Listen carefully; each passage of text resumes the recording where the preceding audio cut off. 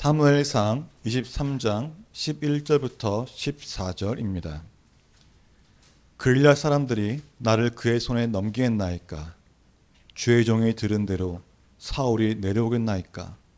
이스라엘의 하나님 여호와여, 원하건대 주의 종에게 일러 주옵소서. 하나님 여호와께서 이르시되 그가 내려오리라 하신지라. 다윗이 이르되 그일라 사람들이 나와 내 사람들을 사울의 손에 넘기겠나이까 하니 여호와께서 이르시되 그들이 너를 넘기리라 하신지라. 다윗과 그의 사람 600명 가량이 일어나 그일라로 떠나서 갈 수 있는 곳으로 갔더니 다윗이 그일라에서 피한 것을 어떤 사람이 사울에게 말하매 사울이 가기를 그치니라. 다윗이 광야의 셋에 있었고 또 십광야 산골에도 머물렀으므로 사울이 매일 찾되 하나님이 그를 그의 손에 넘기지 아니하시니라. 이는 하나님의 말씀입니다. 아멘. 할렐루야. 아멘. 8월은 우리가 하나님이 함께 하신다는 그 주제를 갖고 제레미야 영역에서 말씀을 전하고 있습니다. 그리고 오늘은 하나님이 함께 하시니 라는 제목으로 말씀을 선포하고자 합니다. 내일부터 우리가 살고 있는 이 자리, 또 우리가 매일 다니는 그 길거리에서 블레싱 투 20 캠페인을 시작합니다. 이 하나님의 놀라운 역사가 이번 블레싱을 통해 일어날 것입니다. 아멘. 일어날 것입니다. 아멘. 어떤 상황 가운데서도 하나님이 함께 하시기에 이루어질 것입니다. 아멘. 오늘 본문에 등장하는 사람, 바로 이 다윗을 통해서 믿음이 무너졌던 자가, 시리에 빠졌던 자가 다시 하나님께 묻기 시작했을 때 하나님이 함께 하시며 또 어떻게 행하시는지를 본문을 통해 깨닫게 되는 은혜가 있기를 주님의 이름으로 축원합니다. 아멘. 이 지금 다윗이 어떤 상황일까요? 도망자 신세입니다. 누구를 피해서요? 이스라엘 왕인 사울을 피해서 지금 도망자 신세입니다. 1절 보니까 이 다윗이 숨어 있다가 블레셋 사람이 그일랴 타작마들을 공격해서 그 1년 동안 농사진 거를 뺏어갔다는 걸 듣게 됩니다. 그 다윗이 이 말을 사람들에게 듣고서 이거는 분명히 내가 가야 될 것 같아, 이런 생각을 갖게 되었죠. 그래서 하나님께 묻습니다. 하나님, 제가 그곳을 가도 되겠습니까? 하나님 묻자. 이때 하나님이 블레셋을 치고 그일랴를 구하라고 말씀하십니다. 이 다윗은 하나님께 이제 응답을 받은 거예요, 그죠? 하나님께 물었습니다. 묻고 하나님 응답하시니까 그렇군요, 알겠습니다라고 이제 사람들이 가서 자신을 따르는 사람들에게 하나님이 말씀하셨어, 그일랴로 가서 블레셋을 공격하자라고 말합니다. 사람들의 반응은 어땠을까요? 사람들의 반응은 좋지 않았습니다. 지금 무슨 상황입니까? 다윗은 도망자 신세입니다. 도망하는 가운데 숨어 있는 것도 바빠 죽겠는데, 숨어 있는 게 맞는데 지금 가서 공격을 하자는 거예요. 과연 이게 말이 되는 상황일까요? 그들의 입장에서는 정말 말도 안 되는 상황입니다. 사울의 눈을 피해서 도망하는데, 숨어 있기도 바빠 죽겠는데 왜 갑자기 그일랴의 타작마당을 탈취했다고 거기 가서 블레셋을 공격하자는 그 말. 다윗을 따르는 그 사람들의 입장에서 보면은 오지랖도 이런 오지랖이 없는 거예요. 근데 이 다윗 사람들은 아까 말했지만 틀린 말이 아닙니다. 지금 도망자 신세고 또 그들의 상황을 생각하면은 당연한 것이에요. 블레셋을 전투한다고 할 때 과연 이 블레셋을 이길 수 있을까 하는 승리의 그 장담도 없는 상황입니다. 왜냐하면은 그들은 인생의 패배자들이 모였습니다. 다윗을 따르는 사람들은 강한 군사가 아니었어요. 그저 그런 사람들이에요. 연약하고. 사무엘상 22장 2절 보니까 환난당한 모든 자와 또 뭐라 합니까? 빚진 모든 자와 마음이 원통한 자가 다 그에게 모였다고 했습니다. 이 400명이 지금 다윗의 사람들인 겁니다. 당연히 이들의 입장에서는 군사훈련도 받지 아니하였고, 내가 가서 우리들이 설마 정말 가서 그들에게 전쟁을 한다 할지라도 그 소문은 분명히 퍼질 것입니다. 그럼 어떻게 될까요? 사울이 그 소문을 듣고 자신들을 잡으러 오겠죠. 다윗의 사람들 입장에서는 너무나 당연한 것이었습니다. 전쟁을 한다도 이길 수 없는 그 상황을 모르는데 어떻게 전쟁해야 되나. 자신들이 매번 했던 것처럼, 항상 그랬던 것처럼 그냥 숨어 있읍시다. 왜 굳이 공격을 합니까? 하나님의 말씀이라고 해서. 지금 상황에서는 그게 아니라 숨어 있어야 합니다. 이게 바로 맞는 것입니다. 올바른 합리적인 판단입니다라고 지금 말하는 것입니다. 다윗은 깜짝 놀란 거죠. 분명히 하나님의 말씀이지 않습니까? 말씀하셨으면 그들도 따라와야 되는데 그들은 반대하는 것입니다. 그래서 다윗이 다시 한번 하나님께 묻습니다. 하나님, 정말 제가 그걸 쳐야 합니까? 가면 되겠습니까? 아주 묻습니다. 생각해 봅시다. 그 사람들의 입장에서 이 상황을 바라보면 어떨까요? 그들의 생각은 곧 사람의 입장에서 생각한 결론입니다. 그 말을 들은 다윗은 다시 한번 하나님께 묻습니다. 그리고 하나님은 다시 말씀하십니다. 여호와께 대답하여 이르시되 일어나 그일라로 내려가라. 여기서 일어나 내려가라고 아주 강력하게 다시 한번 말씀하십니다. 일어나라는 거예요. 강력하게 나가라는 겁니다. 블레셋 사람들 네 손에 넘기리라 하신지라고 하나님은 약속하였습니다. 그죠? 그일라의 승상 앞서 보던 싸움에서 군인들도 아니고 패배한 자들, 인생의 그 쓴맛을 본 자들을 데리고 블레셋과 싸워 크게 승리하게 됩니다. 하나님의 말씀을 순종했을 때 어떻게 이루어진지를 다윗은 이제 알게 된 것입니다.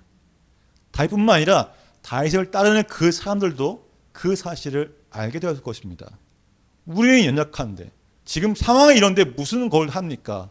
이런 마음 가운데 있을 때 다윗을 따라 순종으로 나아갔을 때 그 전쟁은 크게 승리하게 된 것입니다. 그러나 이 다윗의 사람들이 우려했던 것처럼 어떻게 됐나요? 사울이 소식을 듣습니다. 어떤 소식이요? 다윗이 그일라에 있다는 소식을 듣게 됩니다. 그리고 사울이 군사를 이끌고서 이제 그일라를 이렇게 쫙 둘러싸서 공격하고 싶을 것이라는 그 소식을 듣게 되었습니다. 그 상황이 바로 오늘 본문입니다. 자, 세상의 시선으로 오늘 본문을 보면은 정말 참 어이없는 일입니다. 분명 하나님이 그일라에 온 블레셋을 공격해서 그일라를 구원하라고 말씀하셨습니다. 다윗은 그냥 그저 하나님 말씀에 순종한 것이에요. 그건 다윗의 입장에서요. 근데 이 그일라를 구한 것 때문에 지금 사울에게 공격을 당할 처지인 것입니다. 이 상황, 이런 상황에서 지금 우리는 다윗의 믿음을 바라볼 수 있게 됩니다. 만약에 우리에게 이런 상황이 닥쳤다면 어떻게 될까요? 우리가 만약에 이거 하나님 말씀하신 거 맞아. 하나님 말씀하셨어. 하나님 선포하셨어. 나에게 분명히 말씀하셨어. 자, 너희들 날 믿고 한번 가보자 해서 다 같이 갔어요. 다 같이 뭔가 했어요. 근데 이 일 때문에 더 큰 시련을 닥쳐오게 됩니다. 그럼 많은 사람들이 그럴 거예요. 야, 너 이거 잘못 들은 거 아니야? 믿음 없는 자들은 더 그럴 겁니다. 야, 너 이럴 줄 알았어. 야, 네가 뭔데 그걸 하니? 하나님 말씀을 생각해서 한 것들이 결국 이런 권역을 가져오지 않았냐? 너 하나님 널 버린 거야. 네가 하나님 믿는 거야. 이런 말 한다는 것이에요. 이런 말을 들으면은 믿음이 있던 사람도 흔들리게 됩니다. 정말 내가 잘못 들은 걸까? 나 분명 하나님 음성을 생각해서 행동했는데 왜 이런 결과 갖고 된 거지? 왜 오히려 더 어려워진 거지? 어떻게 해야 되지? 이런 생각하게 된다는 것이에요. 심지어 나중에 하나님 나를 버리셨구나. 이런 생각을 할 수 있다는 것입니다. 그러나 중요한 것은 눈에 보이는 것이 기준이 아니라는 사실이에요. 지금 상황에 보이는 이 보이는 상황이 기준이 아니라는 것입니다. 내가 할 수 있나 없나가 중요한 것이 아니라 나의 상황이 지금 안 좋아서 할 수가 없습니다. 이것이 중요한 것이 아니라 정말 중요한 것은 하나님의 뜻이 분명한가. 이것이 중요한 것입니다. 내 상황이나 어떻게 될지 이런 것이 중요한 게 아니라는 거예요. 오직 하나님의 뜻이 분명한가. 이게 중요한 것입니다. 아멘. 세상의 시선을 볼 때는 우리가 하는 행동이 이해 안 가는 수 있고 부끄러울 수 있습니다. 말도 안 되는 것이 할 수 있습니다. 하지만 하나님께서 말씀하셨다면 그 길이 정답인 거예요. 우리 너무 잘 알고 있잖아요. 다윗이 여호와께 물었을 때 블레셋을 공격하면 이기겠습니까? 물었을 때 이긴다라고 확답을 받았습니다. 하나님의 말씀에 순종하여서 블레셋을 공격했기 때문에 그 이후의 상황이 어려움이 왔을지라도 다윗은 두려워하지 않았습니다. 왜 두려워하지 않았을까요? 하나님의 음성을 들었기 때문입니다. 하나님이 약속하셨거든요. 이처럼 우리 모두가 하나님의 음성을 듣는다면은 우리는 다윗처럼 믿음이 흔들릴 리가 없어요. 우리 모두가 진짜 하나님의 음성을 내가 물을 때마다 듣는다면은 누가 두려워하겠습니까? 내가 이렇게 딱 했는데 하나님 이렇게 했는데 그럼 바로 가면 되겠죠. 우리를 보면서 우리는 말합니다. 나도 다윗처럼 하나님이 말씀하시면 내가 못할 게 뭐가 있겠어. 하면 다 하지. 하나님 말씀하셨는데. 그렇게 하지 않습니까? 그러지 않을까요? 근데 중요한 것은 우리가 하나님이 우리에게 말씀하셔도 우리가 하나님의 음성을 우리가 구별하지 못한다는 것이에요. 이게 하나님 말씀인지 내 생각인지 아니면 다른 사람이 그냥 하는 말인지 분간이 못한다는 것입니다. 우리가 아침에 묵상한 요시아도 그렇잖아요. 하나님 말씀을 분별하지 못했기 때문에 결국 화살에 맞아 죽었습니다. 저도 예전에는 하나님 말씀하시면은 영화에서 보는 것처럼 뭐 이상한 특별한 목소리로 성훈아 내가 여기 있노라 네 신을 벗어라 이럴 줄 알았어요. 진짜 사실 그랬습니다. 하나님 이렇게 말씀하시나요? 아니에요. 지금은 꿈과 예언을 통해 말씀하시는 구약시대가 아닙니다. 또 예수님이 와서 직접 말씀하시거나 뭐 예수님이 예들들이 나타나서 사도들이 나타나가지고 이렇게 말하는 그런 시대가 아니에요. 지금 시대 무슨 시대입니까? 성령 시대입니다. 성령 시대. 성령이 어디 계시나요? 저기 어디 구자하고 계신가요? 아니죠. 우리 안에 계십니다. 아멘. 그 말은 우리 안에 계시기 때문에 우리의 목소리를 우리에게 말씀하신다는 것이에요. 아멘. 또 다른 분의 성령이 있는 그 사람 성령의 사람을 통해서 우리에게 말씀하신다는 것이에요. 우리는 이걸 구별할 줄 알아야 합니다. 이걸 분별할 수 있는 그 귀를 가져야 되고요. 그 음성이면 하나님 음성인지 분별할 수 있어야 되는 것이에요. 어떻게 분별하시겠습니까?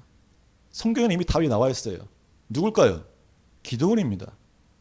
기도는 하나님이 저를 공격할 때 하나님 전 연약합니다. 할 수 없습니다. 정말 이게 맞습니까? 맞다. 그럼 뭐라 그래요? 하나님 그러면은 이 양털만 젖지 않게 해주십시오. 그렇게 하십시오. 어떻게 했어요? 젖지 않았죠. 다시 또 말합니다. 하나님 이건 반대로 양털만 젖게 해주세요. 어떻게 했어요? 젖게 했어요. 그 사인을 통해서 확신을 갖고 나아가게 된 것이 바로 기도원입니다. 우리는 이 기도원에 묻는 걸 우리는 배워야 되는 거예요. 다시 한번 확인하는 것을 배워야 한다는 것이에요. 잠깐 제 얘기를 하려고 합니다. 제가 이 처음 배달교회 개척했을 때 뭐 그냥 생뚱맞게 개척해야겠다 이런 뭐 준비하고 뭐 이랬을까요? 아니었습니다. 전혀 아니었어요. 저는 대학교에서 사역하고 있었습니다. 전담 전도사였어요. 정말 편하게 사역했습니다. 그때 만난 분이 박준 선생님입니다. 같이 사역했던 분이에요. 우리 매주 먹었죠? 매월 제가 먹으러 다녔습니다. 담임 목사님께 목사님 회식하게 돈 좀 주십시오. 그래서 그러다가 많이 먹였어요. 항상 이렇게 편하게 일했습니다. 근데 그런 어느 날 갑자기 백장 목사님이 어머니께 이제 말한 거죠. 지하에 교회가 있는데 개척하는 게 어떻겠느냐. 개척하라는 말은 참 쉬운 말이 아닙니다.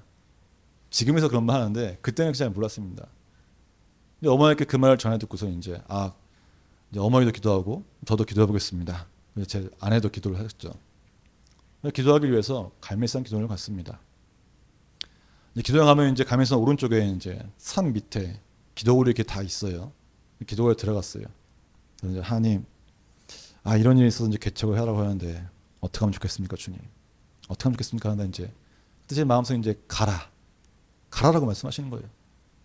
근데 말에 가라는 건 말이 쉽지 이게 개척이 쉬운 겁니까? 아무것도 모르는 저에게는. 그래서 다시 말했어요. 주님, 저는 뭐 능력이 있는 것도 아니고 연약하고 뭐 잘하는 게 뭐 하나 있는 게 아닙니다. 저 전도사잖아요. 아무것도 없습니다. 제가 가야 합니까? 근데 그때 하나님 말씀하셨습니다. 네가 잘나서가 아니라 교회를 살리기 위해 널 보낸다. 그걸 듣고서 하나님 알겠는데 하나님, 하나님, 제가 이제 예배가 곧 시작되는데 이 예배 시간에 설교 시간에 개척에 대해서 말씀하시면 제가 그거를 확신을 알고 가겠습니다. 라고 말했습니다. 자, 상식적으로 기도원에서 목사님이 개척을 얘기할까요? 할 일이 없습니다. 근데 제가 그렇게 말했어요. 그리고 들어갔습니다. 조성근 목사님이 그때 장치 기억납니다. 신학생에 뭐 하는 게 있었는데 그 신학생 얘기를 하시면서 교회를 개척한다고 말씀하시는 거예요. 제가 그걸 듣고서 정말 깜짝 놀랐습니다. 기도원에서 교회를 개척하라는 그 말.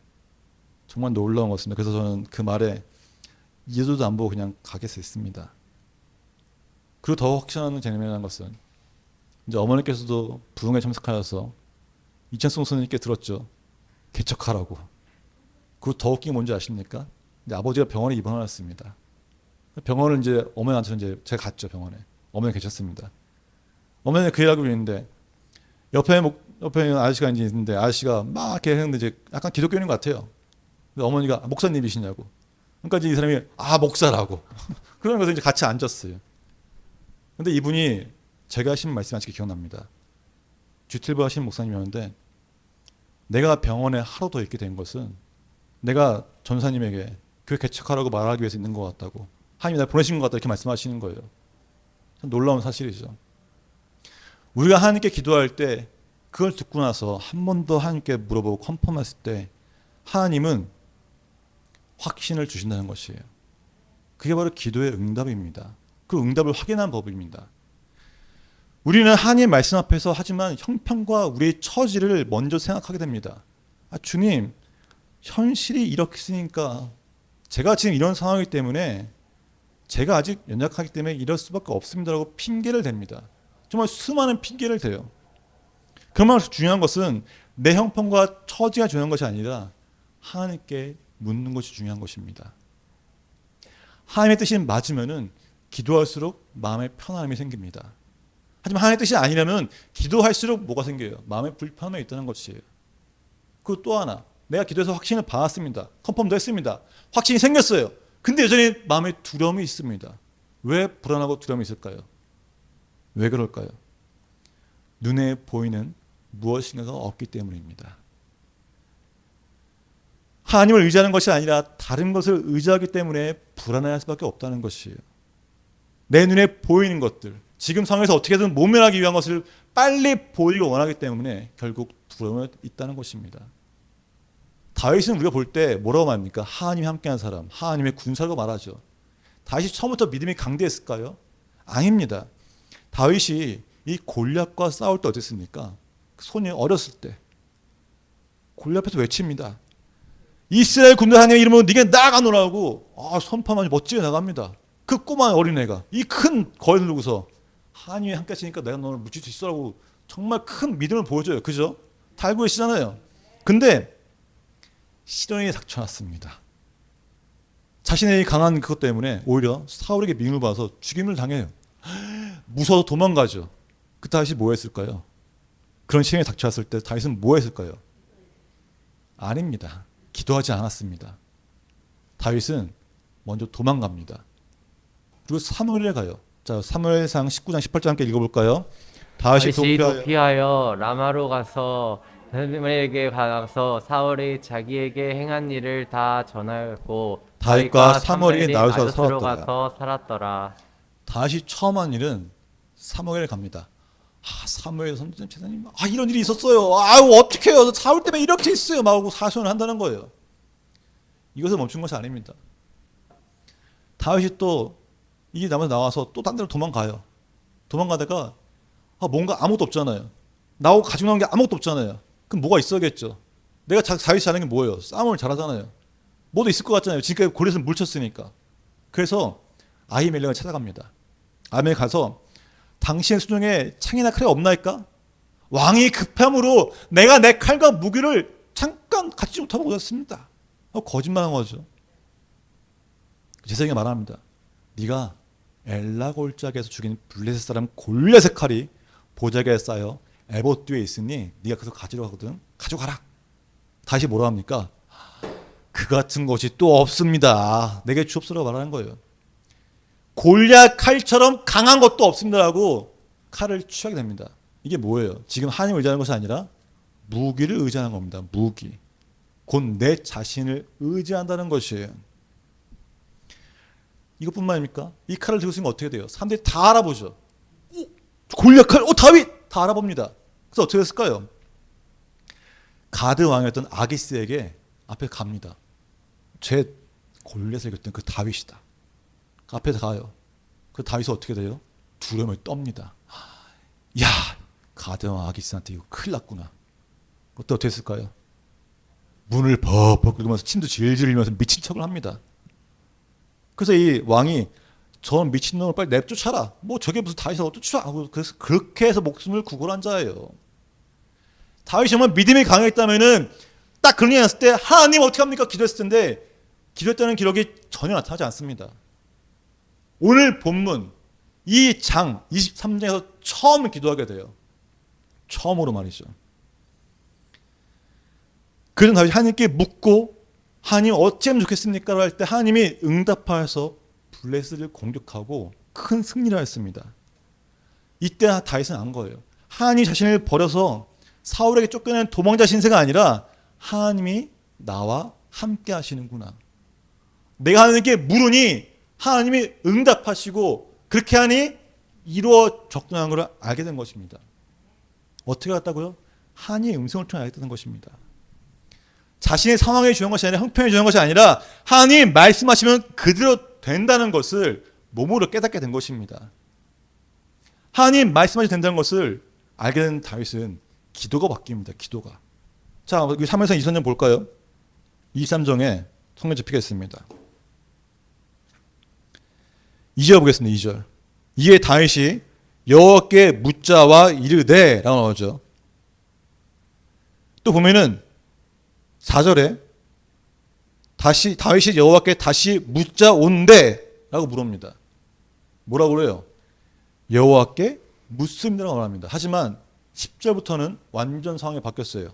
뭐라 합니까? 10절에 한번 크게 읽겠습니다.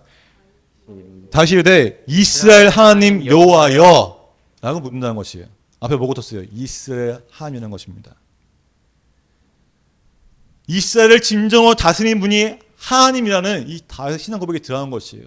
진짜 하나님이 다스리시는구나. 그리고 뒤에 여호와 하나님이 붙는 것은 하나님은 우리와 언약하신 아브라함 하나님이 정말 약속이 지는 그 하나님을 강조하고 있는 것입니다.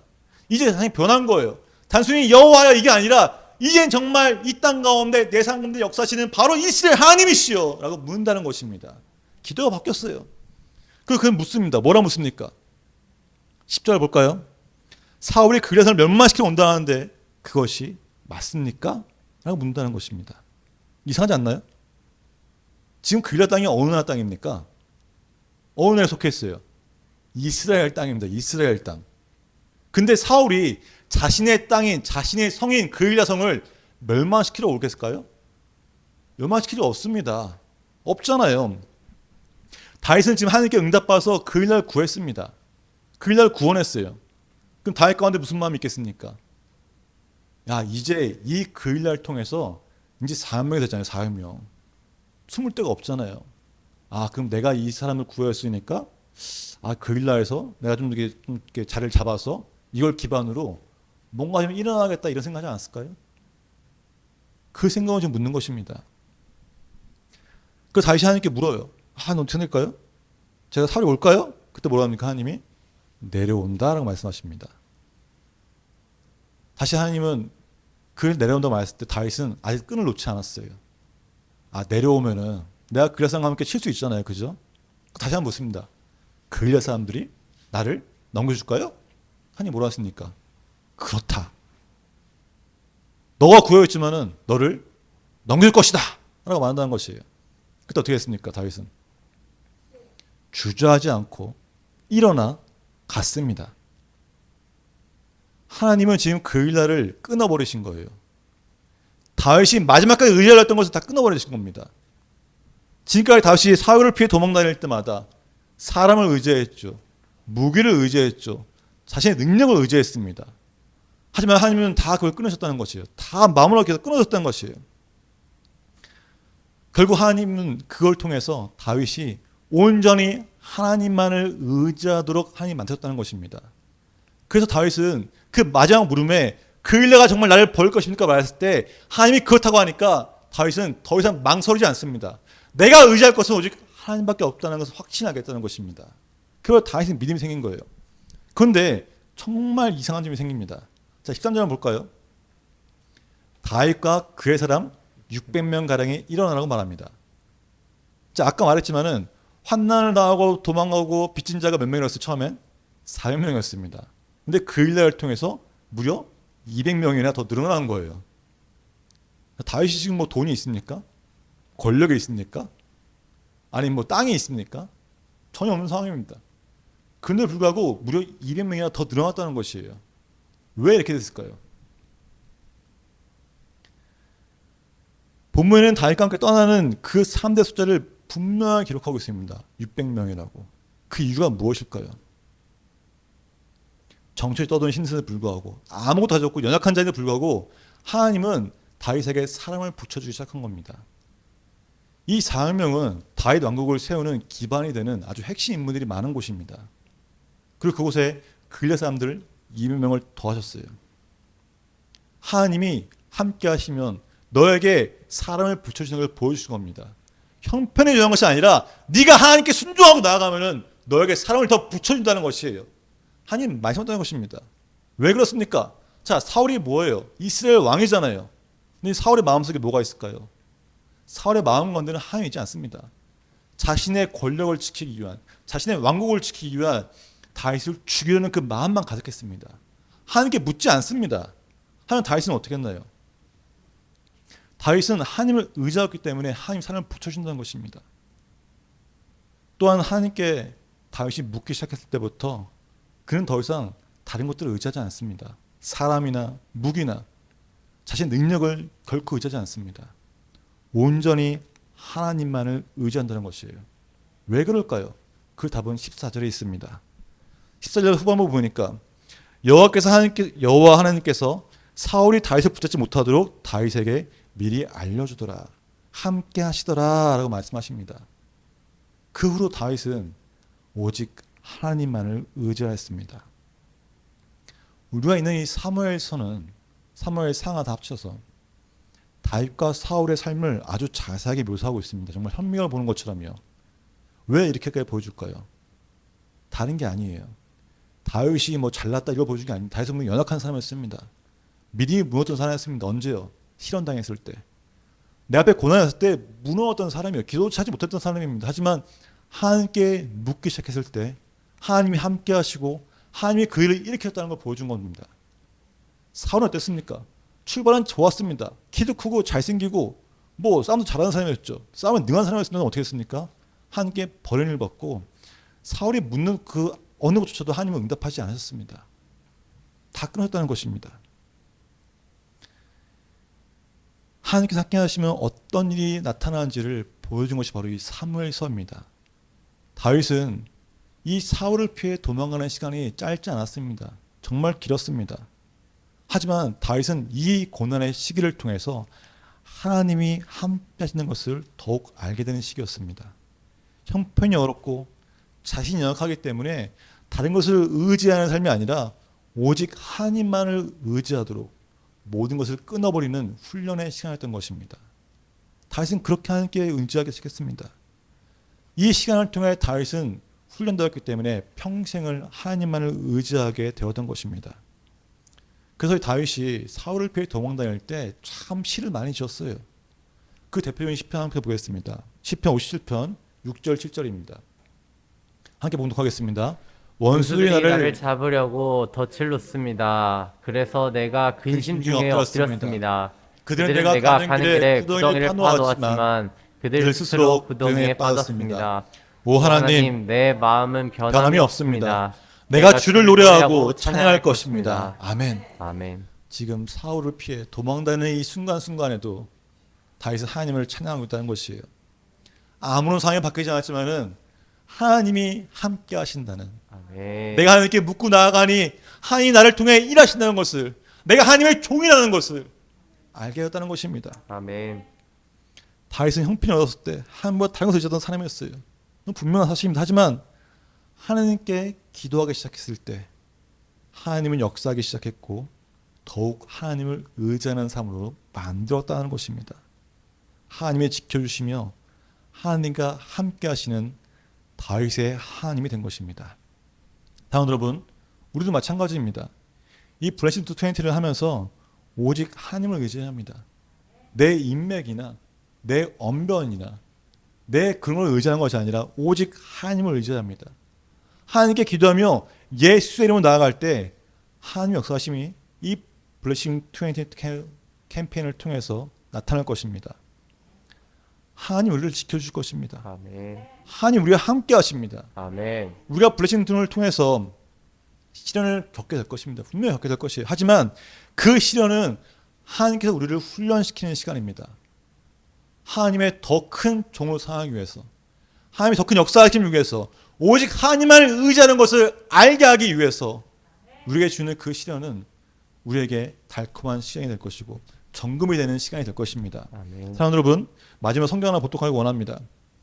역대상 16장 10절 11절 말씀입니다. 함께 크게 본독하겠습니다. 그의 거룩하신 이름을 찬양하여라. 여호와를 찾는 사람은 기뻐하여라. 여호와를 찾고 그의 능력을 찾으라. 언제나 그의 도움을 구하여라. 아멘. 아멘. 그렇습니다. 우리가 예수의 이름으로 나아갈 때 우리에게 하나님의 역사하심이 있습니다. 우리는 복의 근원입니다. 우리는 복의 씨앗입니다. 우리에게 성령의 능력이 있습니다. 하나님께서 지켜주시며 우리와 함께 하십니다. 예수의 이름으로 나갑시다. 예수의 이름을 선포하며 나아갈 때 우리 삶 가운데, 그 시간 가운데 역사함이 일어납니다. 아멘. 하나님이 일하십니다. 예수의 이름으로 살아나고 예수의 이름으로 일어납시다. 우리 함께 찬양하면서 결단하겠습니다.